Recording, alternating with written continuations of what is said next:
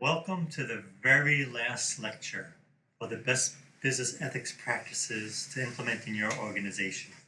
I want to take a little step back for the very last lecture. Go back to the very first discussion we had regarding chapter 1, why be ethical?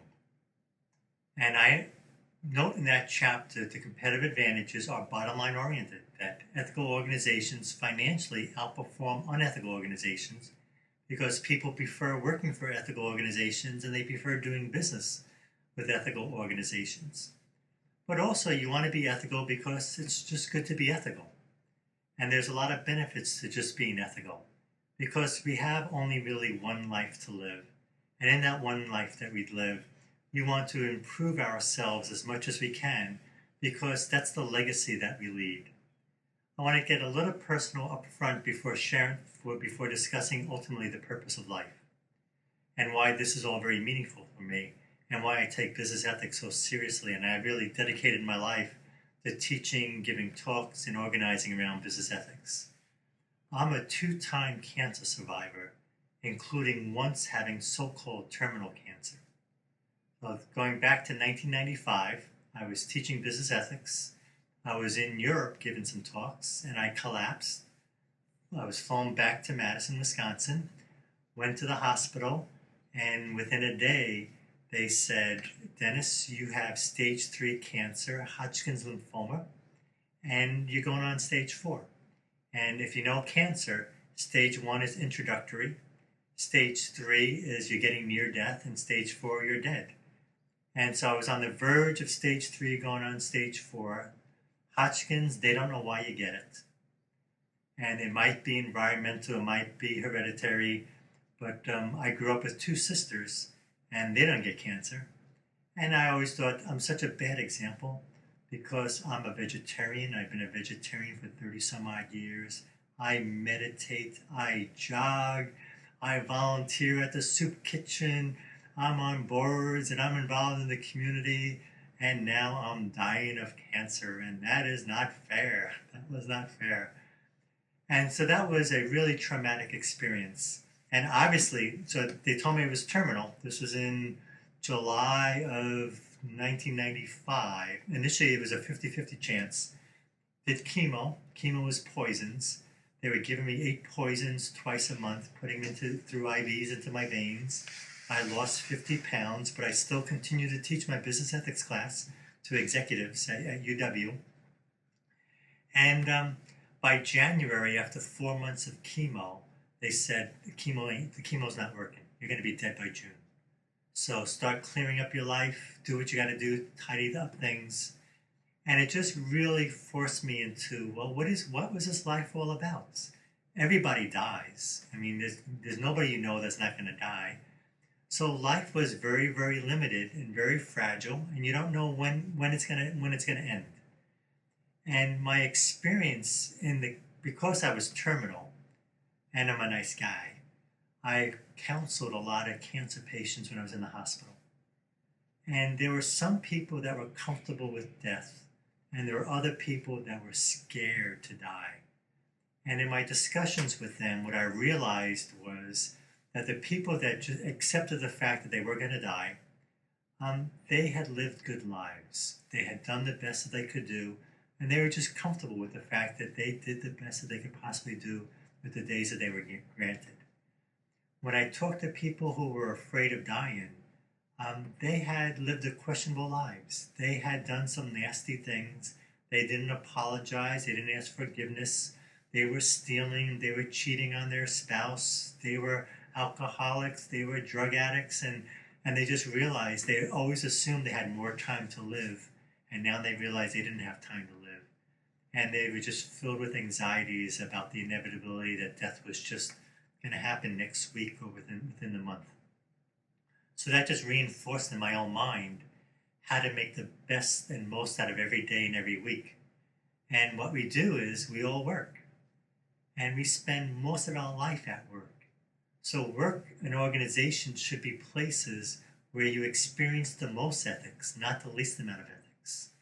Work should be places where you really develop your spirit. Work should be the place where you really grow your heart. And I just knew so many people that were participating in organizations that their hearts weren't growing.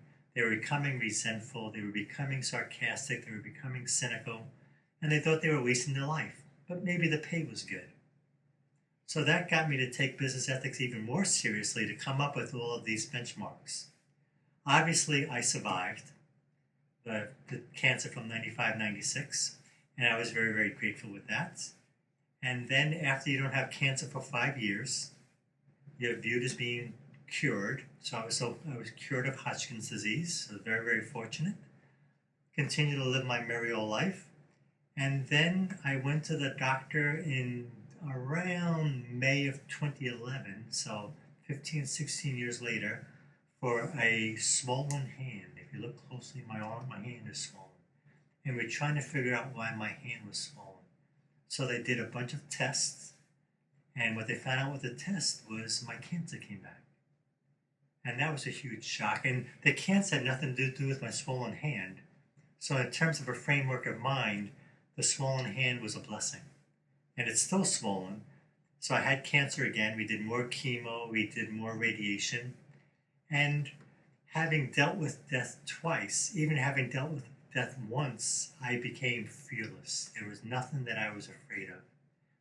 And we're so hesitant in talking with each other about sensitive issues that I just felt essential to really run my classes in a way that are very humane, very, very collegial, or very conversational, such as these videos, because we're all in this together. We're all on this earth together. We're all in this life together. So that gets us to the purpose of life. And this is what I covered in my very last class. So what is the purpose of life?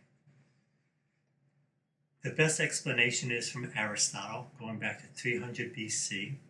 And Aristotle explains very well in both Nicomachean Ethics and his Politics that the purpose of life is happiness. We all want to be happy.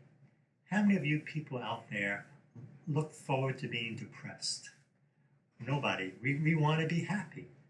Now, what makes me happy might be very different from what makes our director, Jessica, happy, and it might be very different than what makes you happy. But nonetheless, we want to be happy campers. And what makes the world so fascinating is that we all are very diverse in what makes us happy. But philosophers and social scientists have really focused in on this. What is this happiness all about? And Aristotle was the best. So if you want to live a happy life, Aristotle says it's 4 factors: health, wealth, intellectual virtue, and moral virtue. And what he wrote about 2,000 and 300 years ago has been proven by social scientists over and over and over again, and it's a lot of common sense. So in terms of health, people who are healthy tend to be happier than people dying of cancer. There are exceptions to the rules, and you're just going to have to deal with exceptions for the rules. So Aristotle does it for the most part. For the most part, so health is important. So if you're not happy right now, how's your health? Are you exercising enough? Are you part of a sports club? Are you a jogger? Do you do racquetball? Do you eat healthy food? So health matters a lot. Wealth also matters a lot. Wealthy people tend to be happier than people living in poverty, for the most part. And Aristotle then combines these issues. People who are healthy and wealthy tend to be happier than somebody who lived their whole life in poverty and is dying of cancer. So it's a continuum going back and forth. So you have to ask yourself, how's your wealth if you're not feeling happy? Are you earning enough money at the job that you have? And if not, do you have to ask your boss for the raise? Or are you unhappy with your wealth because you want to be a billionaire and no amount of money will make you happy? So instead, what you have to say is, I have enough money. I don't need more. Whatever money I'm making is enough, and I'm content with that. And that creates a very calm sense of happiness. I'm happy, I'm content with my income and my health. The third variable is intellectual virtue. People who are well educated tend to be happier than people who are uneducated. which is why you're probably getting an education in business ethics and creating ethical organizations. So education matters a lot. There's that saying that ignorance is bliss. Aristotle goes on and on. That's not true. If you're ignorant about things, as soon as you find something else, then you're upset that you didn't know about that before. And you would rather have known about things before. So education matters a lot. So how is your intellectual virtue? Are you learning new things? Are you reading good novels? Are you reading the bestsellers in terms of how to create ethical organizations? Are you seeing interesting movies? Are you always learning? Are you constantly learning? And if you are, you're happy. And you'll be happier than someone who's not. The fourth variable is moral virtue. People who are moral tend to be a lot happier than people who are immoral. That immoral person might steal money and get a Jaguar with that, but their conscience, believe me, does bother them. There's only so long you can deny your conscience and that inner voice and that inner spark of divinity and humanity that we have inside of all of us. Out of those four variables, health, so if you combine them all, the happiest campers in the world are healthy, wealthy, well-educated, and have done a lot of moral things. The least happiest people in the world are unhealthy, dying of cancer, uneducated, sick their whole life, not learning anything new, and they've done a lot of bad things. And we're somewhere in between, and most people are somewhere in between the two. Then Aristotle, going on in his conversational ways, out of those four variables, what matters the most is moral virtue. That even if you're living in poverty and you're sick, like some of the people I saw in the hospitals that I was counseling, if you live the moral life, there's this aura of happiness about you, because that mattered a lot. You've practiced kindness throughout your life, and you realize therefore life was meaningful to do. Next, Aristotle plays with moral virtue. By moral, what does it mean to be moral? Aristotle says, first, it means you're kind toward yourself. Going back to egoism, you got to be nice to yourself. Don't just judge yourself. Don't be overwhelmed by guilt.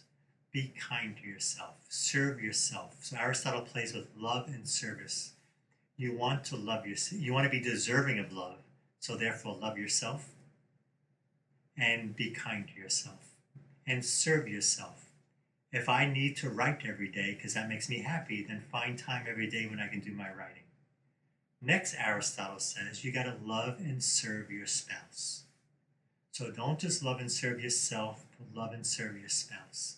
And then you got to love and serve your children. And then that creates a loving and service-minded family.